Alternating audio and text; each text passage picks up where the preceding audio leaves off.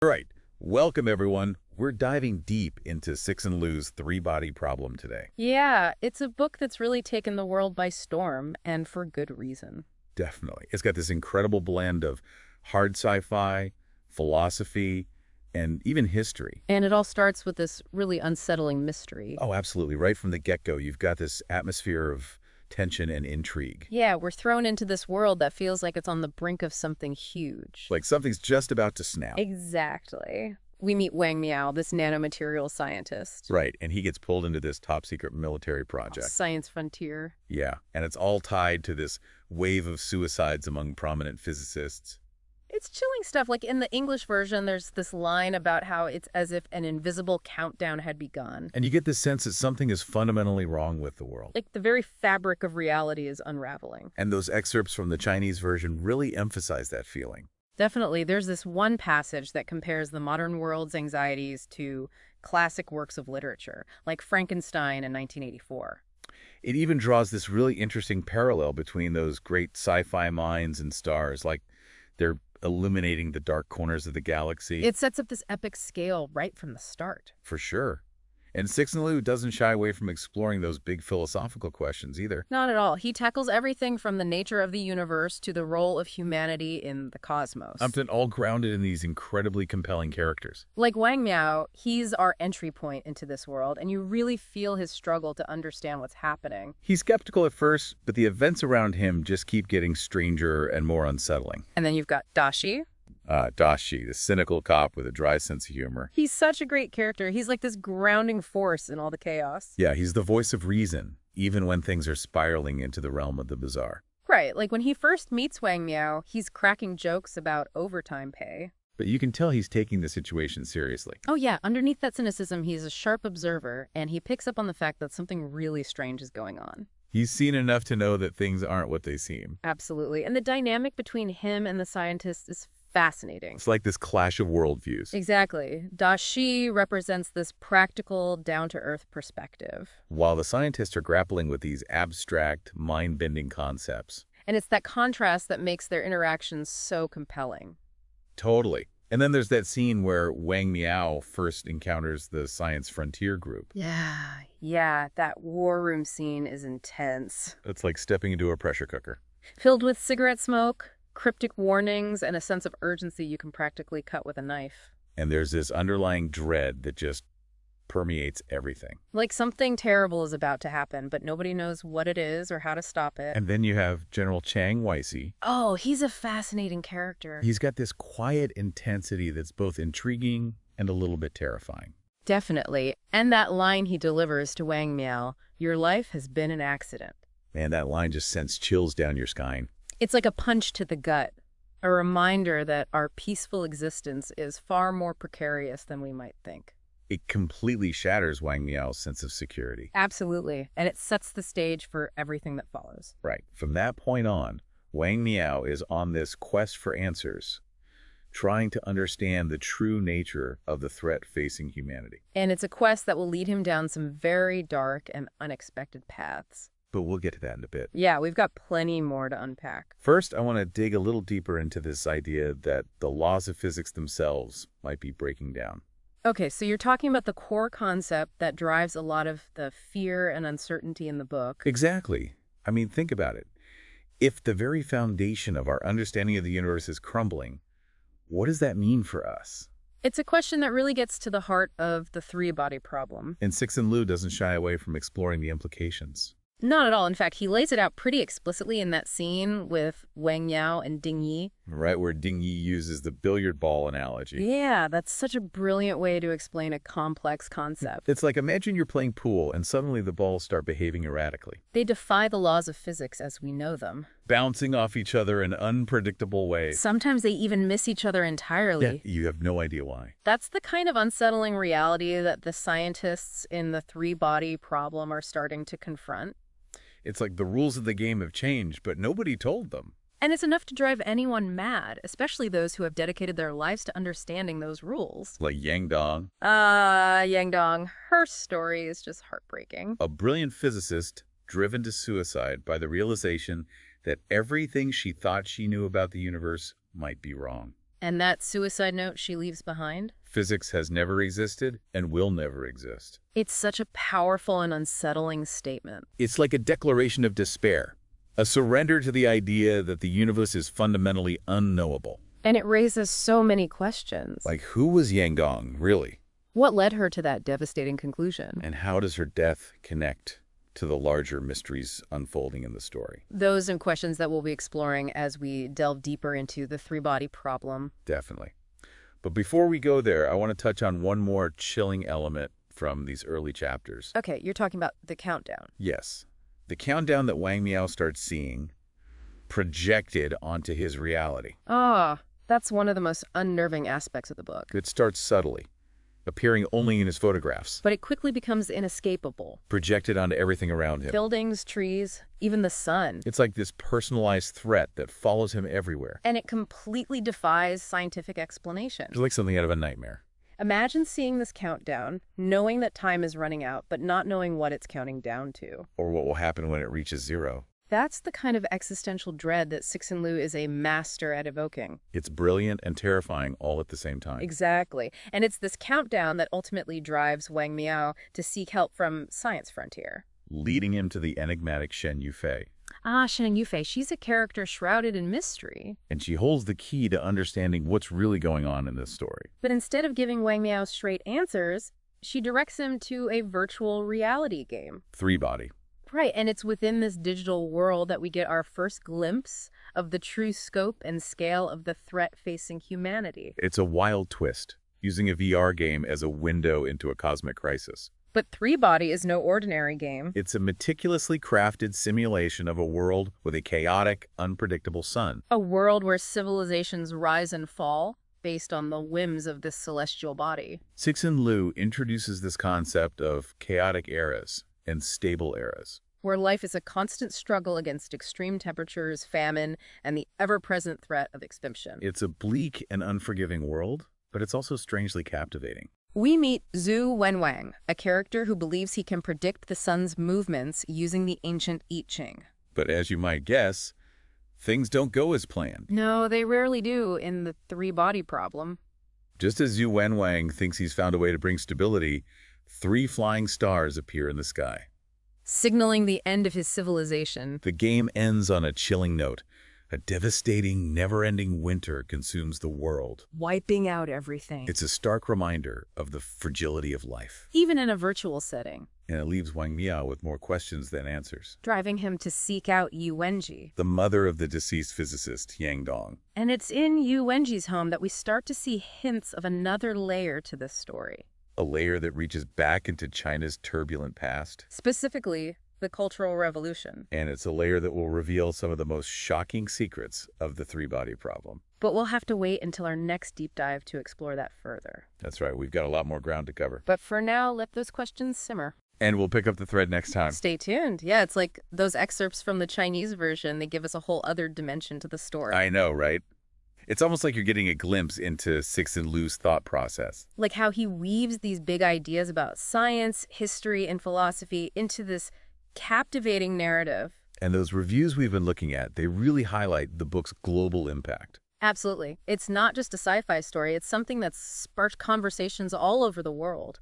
People are talking about the philosophical implications, the scientific concepts, even the political undertones. It's fascinating to see how different cultures interpret the book's themes. Yes, some focus on the science, others on the characters, others on the bigger picture. It's a book that seems to resonate on so many different levels. And I think that's part of what makes it so special. For sure. It's like Cixin Liu has tapped into something universal, something that speaks to our deepest fears and hopes. Like that scene where Wang Miao first encounters the Science Frontier group. Oh yeah, the war room scene. That's a great example. It's so vividly described. The cigarette smoke, the cryptic warnings, the clash of personalities. It really pulls you into that world. And those small details, like Dashi constantly smoking and calling the foreign officials comrades. Yeah, it's darkly comedic, but with this underlying current of dread.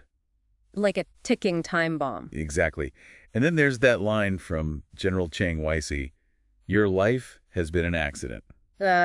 That line gets me every time. It's such a simple statement, but it carries so much weight. It completely upends Wang Miao's worldview. Forces him to confront the fragility of his own existence. And the uncertainty of the future. Speaking of uncertainty, that scene with Wang Yao and Ding Yi, where they talk about the breakdown of physics. Oh, that's a mind bender. Ding Yi's billiard ball analogy is just brilliant. It's such a clear and concise way to explain a complex concept. Like, even if you don't have a background in physics, you can understand the implications. If the laws of nature can change, then everything we thought we knew about the universe could be wrong. And that's a terrifying thought. Absolutely. And it's reflected in Wang Miao's own emotional state. He feels like the ground beneath his feet is shifting. Like the world itself is becoming unstable.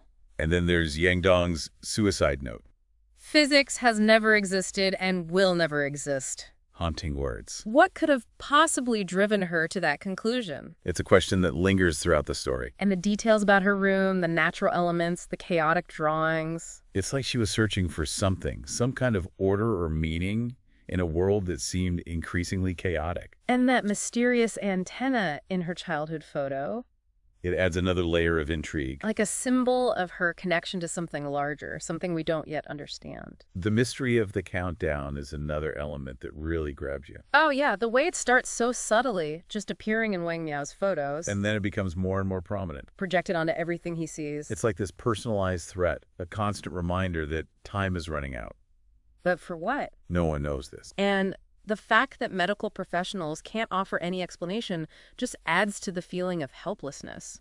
It's like he's being targeted by some unknown force. A force that operates outside the realm of our understanding. And that leads him back to Science Frontier. And their connection to Shen Yufei.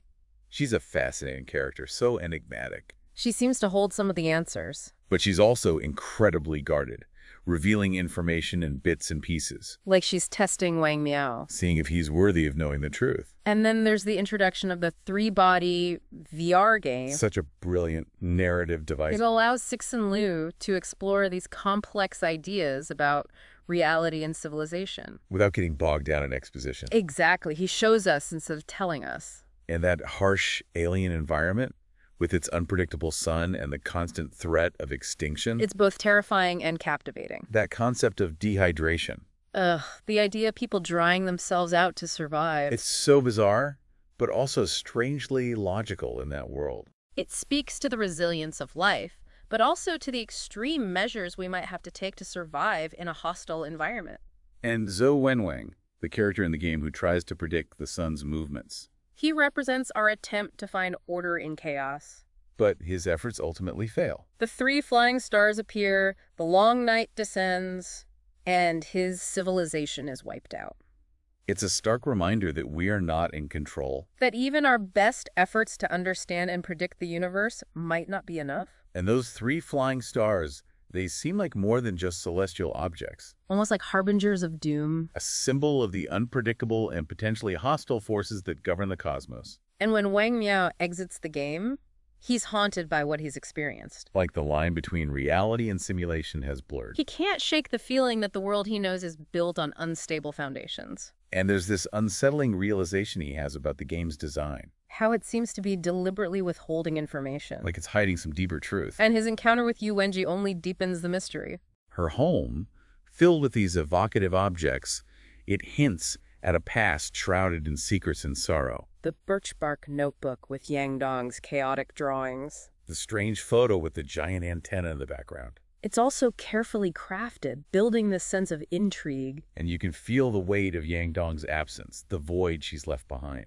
And Yu Wenji's words about Yang Dong's early interest in the universe. It makes you wonder if that somehow contributed to her tragic end. If her exposure to these grand, abstract concepts at such a young age somehow broke her. And the fact that she was working on some kind of top-secret project during the Cultural Revolution. It adds another layer of complexity to the story. Like there's something more to Yang Dong's death than meets the eye.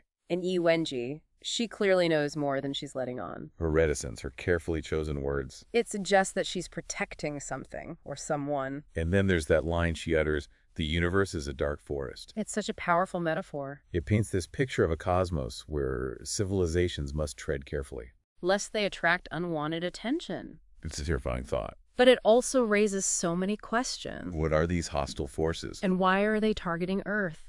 We're left with this sense of impending doom.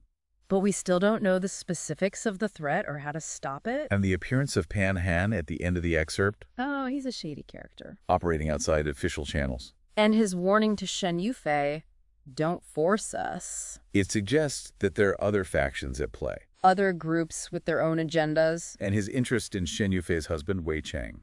And the supercomputer he keeps in his home. It deepens the mystery even further. What are they working on? And how does it connect to the larger thread? It's like we're constantly being bombarded with new questions. Just as we think we're starting to piece things together, Cixin Liu throws another curveball. it's what makes the book so addictive. You just have to keep reading to find out what happens next. And those final lines, where Shen Yufei tells Wang Miao that he'll see the countdown again. But on a larger scale, A cosmic scale. it's chilling. Like a promise of something truly terrifying. Like she's inviting him to witness the end of the world. Yeah, it's like he's being drawn into something he doesn't understand. And he can't escape it. Exactly. So she sends him off to observe cosmic background radiation. Right, it's like a clue, but not one that's easy to decipher. So help me out here.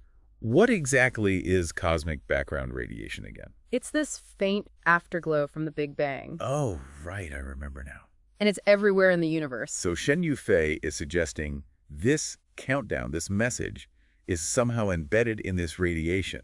It's a pretty mind-blowing idea, right? Totally, like it's been there since the beginning of time. Maybe it's always been part of the plan. But while Wang Miao is trying to wrap his head around that, he's also dealing with some very real danger. Yeah, that scene with Dashi outside Shen Yufei's villa. Oh man, the tension is so thick you could cut it with a knife. Dashi is trying to play it cool, making jokes about overtime pay. But you can tell he's worried about Wang Miao. He knows something's not right.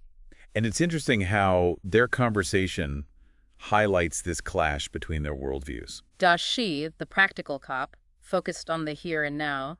And Wang Miao, the scientist, grappling with these cosmic mysteries. Two sides of the same coin. But they both need each other to survive. Dashi needs Wang Miao's knowledge.